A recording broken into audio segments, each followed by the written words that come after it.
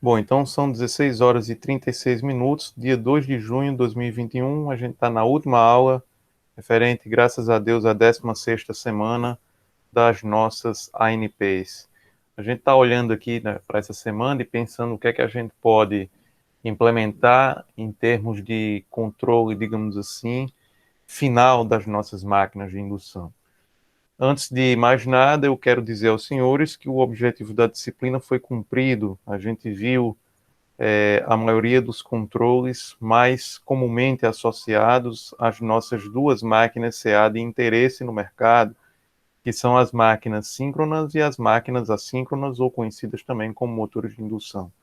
Então, tudo que a gente viu aqui tem aplicação direta, tem aplicação realmente mercadológica, né? Então, a gente não tem muito o que reclamar. Mas aí fica aquela questão do que a gente poderia fazer a mais no que se diz respeito às nossas máquinas de indução, notadamente quando a gente está pensando naquele critério que a gente viu lá na 12ª semana, se não me engano, a respeito dos tipos de controle que podem estar associados a essas máquinas. Essas máquinas, elas, pelo fato de serem utilizadas de diversos modos, em diversas aplicações, e mais especificamente agora até em carros elétricos, pasmem, elas têm uma série de metodologias utilizadas para o seu acionamento eletrônico, tendo em vista, evidentemente, o controle da sua velocidade. Eu não vou me atrever a falar de todas, eu vou me atrever apenas a falar da mais clássica possível, né?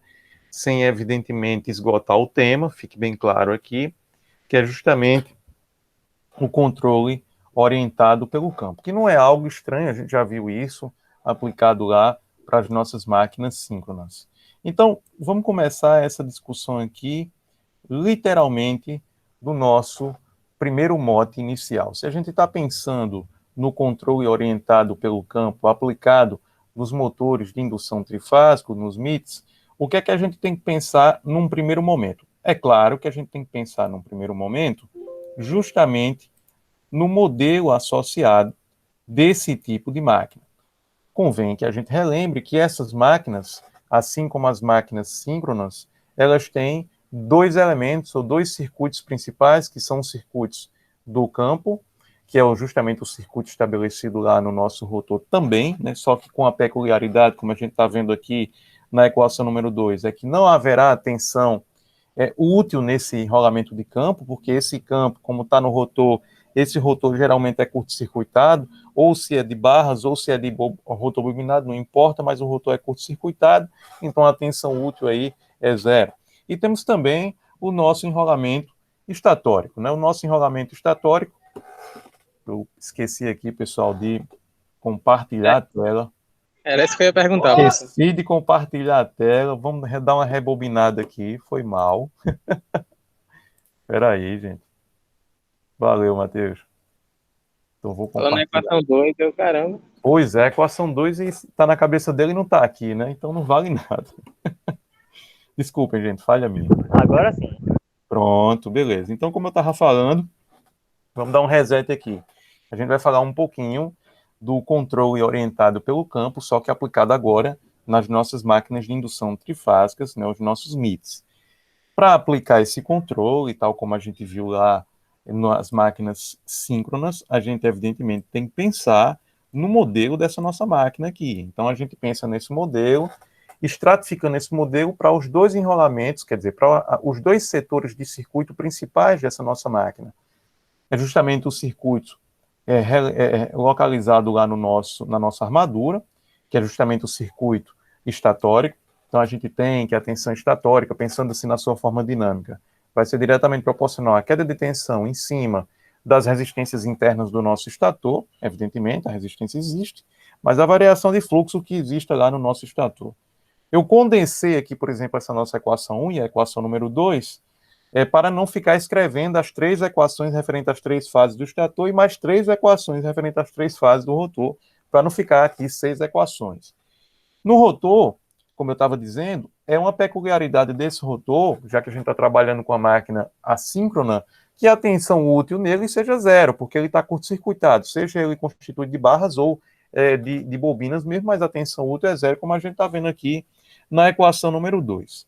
Qual é o próximo passo que a gente tem que fazer? Olha, o próximo passo que a gente tem que fazer é o de praxe. Qual é o próximo passo de praxe? É justamente aplicar as equações 1 e 2 justamente naquelas transformadas de Q0 que nós vimos. Então, literalmente, a gente pega a equação 1 expandida nas 3 fases lá para o estator, pega a equação 2 expandida para as 3 fases lá do nosso rotor, aplica aqui nesse modelo de transformação matricial, né, para jogar tudo que está nas referências das fases A, B e C, justamente para os eixos D e Q.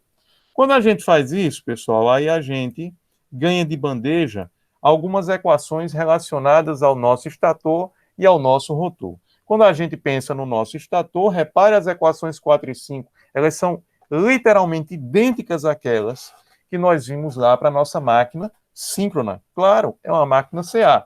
A diferença é que a gente vai fazer um pequeno tratamento nas equações referentes à modelagem rotórica. A gente está entrando com essa modelagem rotórica, a gente vai ver, é importante lá na frente que a gente conheça alguns pormenores. Então, a equação 6 e 7, ela entra com uma particularidade muito similar em termos de formato às próprias equações do nosso estator. A diferença é que eu vou ter as tensões úteis dela iguais a zero, claro, está curto-circuitado, e a outra diferença é que, em vez de ter uma velocidade angular mecânica medida com relação à velocidade do campo girante que está lá no nosso estator, agora eu tenho a velocidade do campo que está situado no nosso rotor. E esse campo, embora gire sincronamente, ele está um pouco deslocado em relação ao campo girante do nosso estator, justamente para a gente ter o torque útil. É isso que tem aqui, relacionado aqui para a gente, quando eu digo o ômega E menos o ômega ME. Então, as equações 6 e 7 modelaram aqui o rotor da nossa máquina. Modelamos a nossa máquina como um todo? Não modelamos a nossa máquina como um todo porque faltou um elemento principal, já que a gente está pensando no controle efetivo da nossa velocidade. Quem é que está por trás do controle efetivo da nossa velocidade, afora todos os parâmetros que a gente viu aí da máquina? Evidentemente, o torque. Então, a gente pode pensar em aplicar aqueles conceitos do torque, aquele conceito que vai mostrar para a gente que o torque pode ser produzido pela variação da coenergia em relação ao deslocamento angular mecânico? Pode. Quando a gente aplica isso e pensa nessas duas equações aí que a gente viu no estator e no rotor, né, essas 4, desculpem, a gente pode chegar à conclusão da equação do nosso torque eletromecânico e dentro da nossa máquina, não é o torque de ponta de eixo ainda, é o torque convertido eletromecanicamente, e a gente vê na equação número 8 alguns aspectos importantes. Primeiro, o nosso torque eletromecânico vai depender do número de polos da nossa máquina, sempre tem que depender mesmo, a gente sabe que quanto maior o número de polos da máquina, a gente sabe que o torque ofertado por ela também é maior, vai depender dos parâmetros internos da nossa máquina, notadamente da indutância de mútua entre estator e rotor, não poderia deixar de ser assim, as equações 6 e 7 já nos denunciam isso, né? E também vai depender de alguns parâmetros importantes aqui, ó, dos nossos fluxos estabelecidos lá no nosso rotor, porque sim, o nosso rotor tem fluxo próprio. Se o nosso rotor tem fluxo próprio, tem aquele campo que vai tentar percorrer, alcançar o campo lá do nosso estator para gerar o torque útil, e vai depender também de duas componentes de corrente estatóricas, ISQ e SD. Beleza. Então, fica a grande pergunta. A gente modelou, o que fazer para controlar agora? Quando a gente quer controlar por esse campo orientado. O que é que a gente tem que fazer para orientar? A gente tem que justamente orientar o nosso eixo D com o nosso fluxo rotórico. Se a gente fizer isso, nós vamos alcançar algumas premissas. Essas premissas, elas são, evidentemente, um pouco mais elaboradas para a gente deduzir aqui, não é o nosso objetivo, é só para a gente ter a ideia geral, muito embora os senhores serão instados daqui a pouco a fazerem isso, né? Mas quando a gente orienta o nosso eixo D com o nosso fluxo rotórico, a gente vê a primeira coisa acontecendo, é que a componente em quadratura do nosso fluxo rotórico vai ter que ser zero. Porque se o nosso eixo D está justamente em cima do nosso fluxo rotórico, tudo que tem do nosso fluxo rotórico está projetado em cima do eixo D. Como o eixo Q está em quadratura, essa projeção vai ser nula. Por isso que a gente já vê aí a primeira implicação do nosso fluxo rotórico do eixo em quadratura ser igual a zero. A outra coisa é o seguinte, se o nosso fluxo rotórico do eixo em quadratura é igual a zero, Lá na equação do nosso torque, a gente tem uma simplificada bem legal. E essa nossa simplificada bem legal é uma das meninas dos olhos da gente aqui, e por isso que eu circulei essa equação número 10. Eu estou vendo, pessoal, pela equação número 10, que eu posso controlar o meu torque eletromecânico convertido internamente na minha máquina através do controle efetivo da minha componente de eixo em quadratura da corrente do estator. Ou seja, isso é uma riqueza maravilhosa, né? Eu posso levar a nossa máquina de indução, embora a gente não esteja surpreso com relação a isso, a ter um torque específico de acordo com a necessidade da minha aplicação, apenas e somente apenas controlando a componente de eixo em quadratura da corrente do estator, que é uma corrente que eu posso medir. Isso é uma maravilha. A outra coisa é o seguinte, se eu olhar na equação número 6, que está relacionada ao nosso modelo do nosso rotor, eu vou ver que a componente rotórica decorrente do eixo direto vai ser zero. Bom, se essa nossa componente rotórica do eixo direto de corrente vai ser zero, olha só que maravilha. Eu posso fazer com que o meu fluxo de eixo direto lá no meu rotor seja controlado, como a gente está vendo aí na equação número 12, pela componente de eixo direto da minha corrente do estator. Isso é uma maravilha. Também, olha só, eu estou desacoplando o controle de um fluxo. O fluxo está diretamente relacionado a diversas perdas, inclusive da nossa máquina, e a manutenção da velocidade dela, inclusive, dentro de velocidades baixas, sem a máquina saturar. Isso é ótimo para a gente. Então, eu estou vendo que eu posso, através do controle das correntes do estator, controlar o meu torque, portanto, a velocidade da minha máquina, ponto positivo, positivo demais, né? E depois controlar o próprio fluxo que é estabelecido na minha máquina. Que beleza! A gente já viu isso indiretamente. A gente já viu isso quando a gente pensou lá naquele controle volts-hertz, né? Para quem tem bons ouvidos, já deve ter dado uma entendida aqui.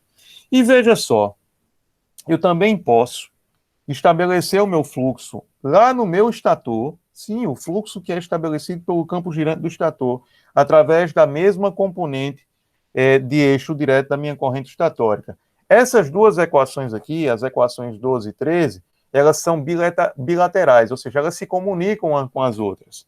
Mas isso não quer dizer, senhores, vejam só, né? Isso não quer dizer que o nosso fluxo estabelecido no rotor, controlado pela nossa corrente de eixo direto no nosso estator, seja igual ao nosso fluxo estabelecido lá no nosso estator, também controlado pelo eixo, pela corrente de eixo direto da nossa corrente do estator. Por que não é igual? As equações número 12 e 13 já dizem para a gente que a diferença é justamente no valor das indutâncias associadas a esses processos de controle.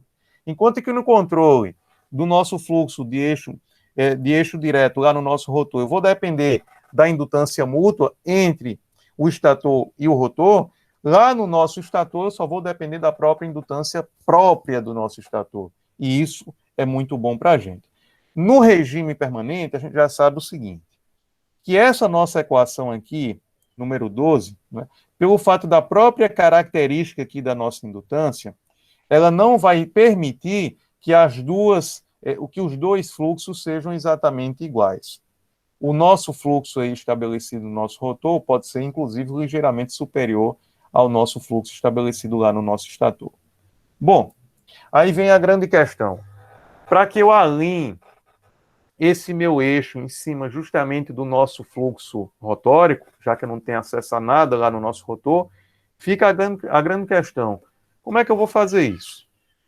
Ora, eu vou fazer isso pensando em uma condição fundamental de funcionamento da minha máquina.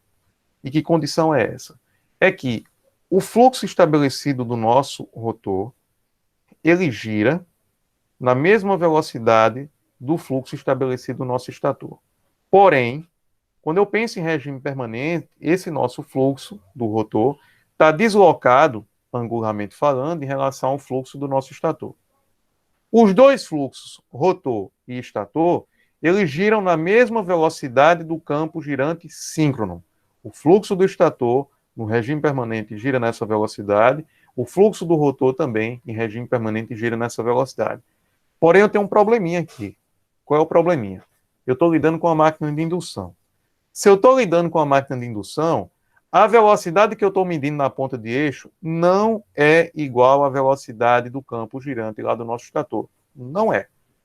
Tem o nosso escorregamento. Ótimo, tem o nosso escorregamento. Posso resolver isso? Posso. E é por isso que a equação número 14 está destacada aí para vocês nas cores RGB da vida, né? Porque com ela eu posso fazer várias coisas. O que é que essa equação número 14 está dizendo? É possível que a gente demonstre, através da análise de regime permanente desse modelo que a gente viu aí, claro, que incluindo os fluxos, eu posso determinar a velocidade do meu campo girante do meu estator. Determinando a velocidade do meu campo girante do estator, eu tenho justamente o que eu quero, que é justamente a velocidade do campo orientado, tanto do meu estator quanto do meu rotor. Como eu vou orientar em cima do campo do rotor, utilizando a equação número 14, eu estou descobrindo o que está acontecendo lá para justamente orientar esses meus eixos adequadamente. Então, essa equação número 14 aí, ela tem um destaque maior porque através do modelo da máquina, e isso é interessante que a gente pontue, porque eu estou vendo aqui na equação número 14, que pode ser deduzida facilmente, não vou fazer isso porque não é o nosso objetivo agora, vocês vão trabalhar nesse aspecto. Eu posso ver que ela depende de dois parâmetros lá rotóricos. O primeiro é a resistência, o segundo é a indutância própria do nosso rotor. Com a indutância própria, eu sei que não tem problema, ela não muda com o tempo. Agora a coisa já não é bem verdade aqui, quando a gente está pensando na resistência rotórica. Embora a gente tenha desenvolvido, pelo menos eu mostrei aqui essa equação número 14, uma forma da gente estimar a velocidade, pelo menos em deslocamento angular, do campo girante do nosso estator, que é a mesma do campo girante lá do nosso rotor, né? Eu não tenho garantias plenas, se eu for agora lá para a prática, se eu for lá para o laboratório com vocês, de que essa equação vai funcionar o tempo todo. Em nível de simulação funciona. Mas eu estou querendo dizer com isso aqui para vocês que, embora essa equação seja muito boa, algo acontece aqui com relação a essa nossa resistência, porque se a nossa máquina começa a trabalhar, perdas inexoravelmente ocorrem nessa nossa máquina. Muito embora a gente tente mitigar isso, mas perdas ocorrem. Ela vai mudar a sua temperatura, e a gente sabe que as resistências são dependentes da temperatura. O que é que eu estou querendo dizer com isso, senhores? Eu estou querendo dizer com isso que a nossa equação número 14 é uma equação que é válida, sim, é válida, mas ela é dependente do valor desse modelo aqui, desse parâmetro aqui. O que é que pode acontecer com o tempo? Pode acontecer com o tempo que, se essa nossa resistência mudar, vai ter um impacto nesse teto estimado e vai ter um impacto, evidentemente, nessas equações que norteiam o estabelecimento do nosso fluxo rotórico e norteiam o estabelecimento do nosso torque, convertido eletromecanicamente e, portanto, a velocidade da nossa máquina. E, em suma, a gente pode ter no futuro erros associados a isso aqui. Existem formas de a gente controlar, quer dizer, mitigar esses erros? Existem, mas não é interessante que a gente explore aqui, porque não quero, evidentemente, complicar a vida de ninguém. Eu só quero dizer que existem os erros associados, mas para o nosso nível de expertise, para o que a gente está explorando aqui, isso não vai ter problema nenhum. Bom, em linhas gerais, como é que ficaria um controle dessa máquina aqui orientado pelo campo, né? Vejam, diferente da nossa máquina síncrona, eu já sabia que no regime permanente a componente de eixo direto da corrente do estator já ia para zero. Tanto é que a gente já forçava essa barra, vocês fizeram atividades relacionadas a isso. Agora aqui não. Aqui ela não vai para zero.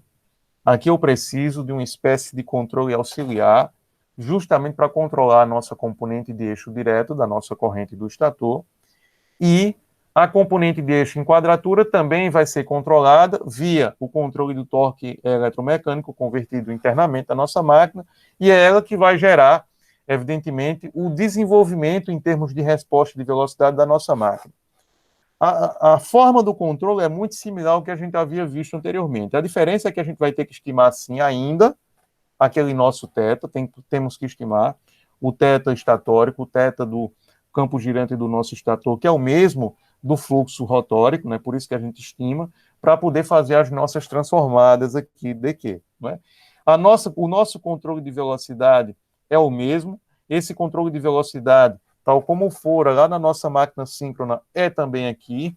A saída do controlador de velocidade é um torque, e esse torque vai gerar uma corrente, então o nosso próprio controlador PI gera esse nosso torque de referência e gera também a nossa componente de eixo em quadratura do estator.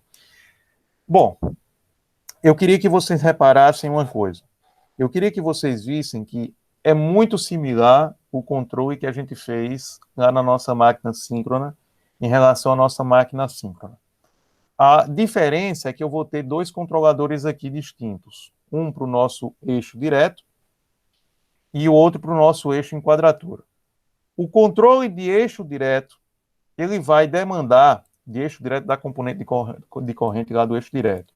O controle de eixo direto vai olhar aqui para essa nossa equação número 12 e vai tentar manter numa referência que eu queira, que eu posso controlar independentemente, o valor de um fluxo lá do nosso rotor. É isso que a equação número 12 está dizendo para a gente, e é isso que a gente vai instalar para vocês daqui a pouco numa atividade. O que é que vai acontecer daqui a pouco com vocês? Vocês vão ser instados a resolver a atividade AVC2. A atividade AVC2, ela é subdividida em duas etapas. Uma é a aplicação direta do que a gente viu aqui, sem tirar nem pôr. Então, tem essas equações que serão, sim, aplicadas de forma direta, mais umas coisinhas que eu falo lá na atividade, para que vocês descubram os valores iniciais de regime permanente. E a outra, vocês serão apresentados a uma metodologia de inferir o que é que os controladores vão achar, e vocês vão me mostrar para mim, se isso é possível ou não. Essa atividade, embora seja uma atividade individual, entre aspas, aqui falando, eu recomendo que os senhores consultem-se mutuamente para poder resolver, né?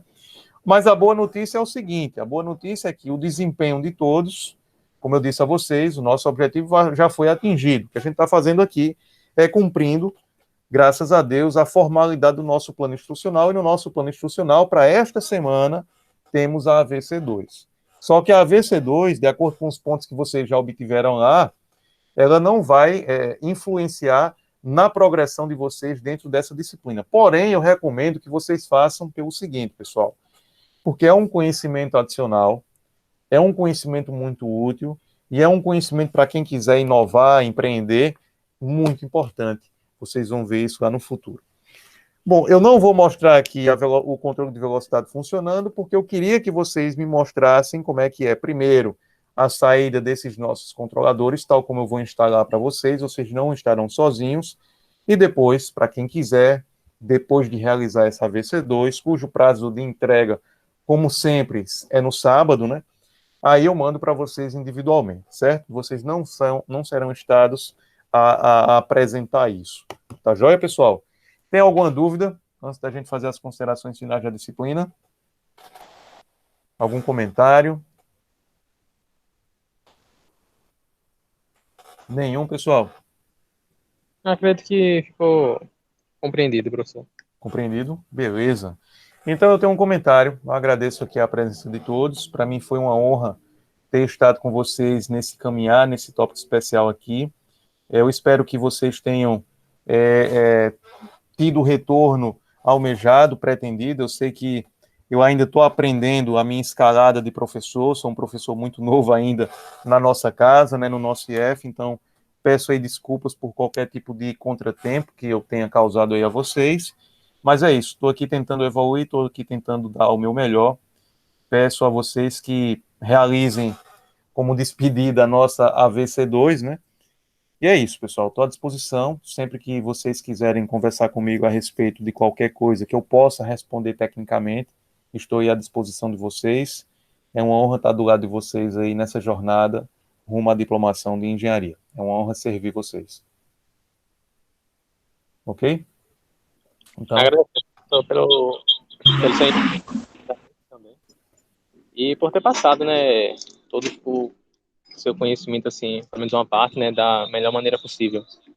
Então, agradecemos também aí pelo seu empenho. obrigado, Matheus. Obrigado.